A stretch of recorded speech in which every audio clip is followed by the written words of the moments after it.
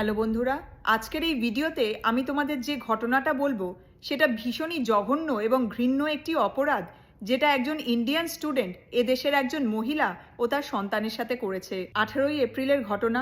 আমেরিকার টেক্সাসের স্যান অ্যান্টোনিও শহরের একটি পাবলিক পার্কে একজন আমেরিকান ভদ্রমহিলা নাম গ্যাব্রিয়েলা পেরেজ, উনি ওনার 3 বছরের মেয়ের সাথে মাছ ধরছিলেন।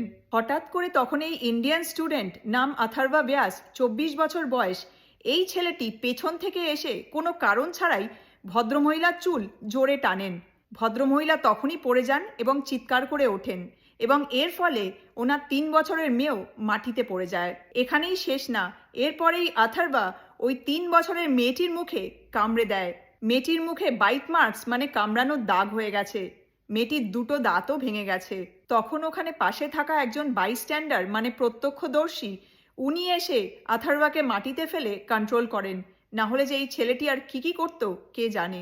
এরপরে পুলিশ এসে আথার্বাকে অ্যারেস্ট করে। A random attack at a Southside park over the weekend has a San Antonio mother in shock. Her 3-year-old daughter is recovering tonight from wounds from a total stranger. It all happened Saturday at Espada Park while Gabriela Perez and her family were fishing. That's when a man appeared out of the woods and began punching Perez and grabbing her by the hair, causing her to drop her daughter. That's when it is said the attacker started biting the little girl's face.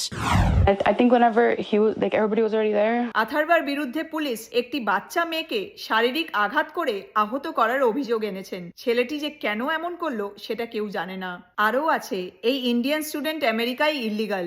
2023 সালে আমেরিকায় আথার্বা student visa মানে F1 ভিসায় আসে, এবং আসার 3 মাসের মধ্যেই college ক্যাম্পাসে কোনো ঝামেলার কারণে পুলিশ ওকে অ্যারেস্টও করে, এবং এর ফলে 2025 সালে ওর ভিসা ক্যান্সেল করে দেওয়া হয়। ওকে এদেশ থেকে চলে যেতে বলা হয়, কিন্তু তখনও যায়নি, এবং যায়নি বলেই এখন আমেরিকায় আথার্বা ইল্লিগাল। এদেশে কোনো ভিসায় এসে খারাপ কাজকর্ম করলে তার ভিসা ক্যান্সেল হবেই। তো পুলিশ তো আথার্বাকে এই ঘৃণ্য অপরাধের জন্য অ্যারেস্ট করেছে। তার সাথে এখন আইস মানে ইমিগ্রেশন অ্যান্ড কাস্টমস এনফোর্সমেন্ট আথার্বার আগেনস্টে ডিটেনার লজ করেছে।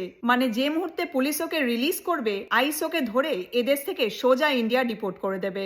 গ্যাব্রিয়েলা এরপর একটি গোফান্ড চালু করেন, যেখানে উনি $20,000 ডোনেশন রিকোয়েস্ট করেন, কারণ হঠাৎ করে এরকম আনএক্সপেক্টেড ওয়েতে এমন একটা ট্রমাটিক ইনজুরি, এর জন্য খরচও প্রচুর। ওনার $20,000 ডোনেশন অলরেডি মিটও হয়ে গেছে। একটাই কথা বলবো, আমেরিকায় ভিসায় এসে ভালো কাজ করো, ল অ্যান্ড অর্ডার মেনে চলো। এদেশে ভিসায় এসে এমন কোনো কাজ করো না যার জন্য ধরে তোমাকে এদেশ থেকে ডিপোর্ট করে দেয়। তোমাদের কি মনে হয়? কমেন্ট করে সেটা অবশ্যই জানিও। তো যাই হোক, তোমরা সবাই খুব ভালো থেকো, সাবধানে থেকো। তোমাদের সাথে পরের মোমেন্টসে আবার কথা হবে। Take care, bye by.